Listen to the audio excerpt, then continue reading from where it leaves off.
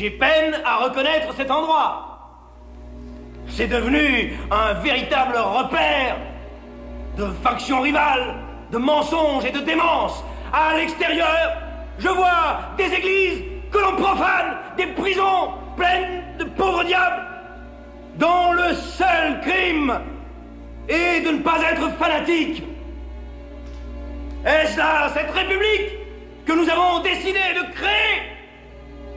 Je propose, en première urgence, que la Convention mette en place un comité de clémence pour examiner la liste de tous ces suspects qui sont en prison et déterminer s'il y a une quelconque raison de les y maintenir ou non.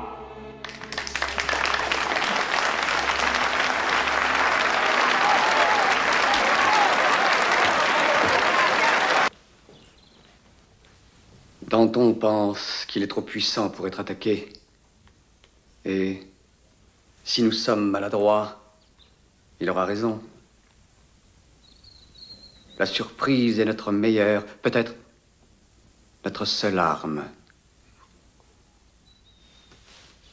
Silence!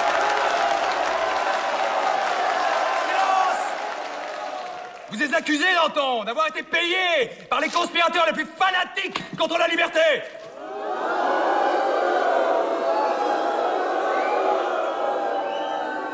Je n'ai jamais été acheté. Je n'ai pas de prix. Personne ne peut se payer Danton. Il n'y aurait pas eu de république sans moi. Non, vous ne me traînerez pas vers la mort. Je suis vivant, à jamais. Le monde nous regardera et se demandera quel genre d'hommes nous étions. Ne laissons pas dire que nous n'étions pas meilleurs que ceux que nous avons chassés.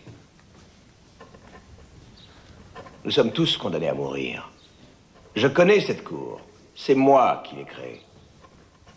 Et j'en demande pardon à Dieu et aux hommes.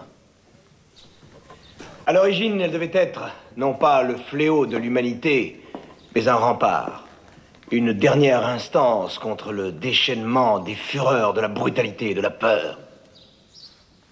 Au lieu de cela, c'est devenu l'assassinat des consciences. Et ceux qui plus tard nous jugeront verront bien que moi, Danton, je n'ai pas voulu cela. Si je parle aujourd'hui, c'est pour défendre ce que nous avons réalisé. C'est pour tout ce que nous avons atteint. Et non pour sauver ma vie.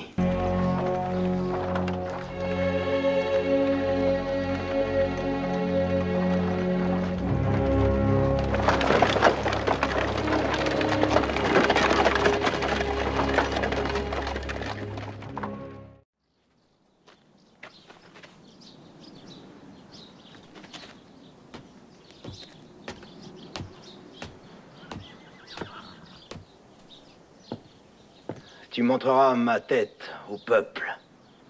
Elle en vaut la peine.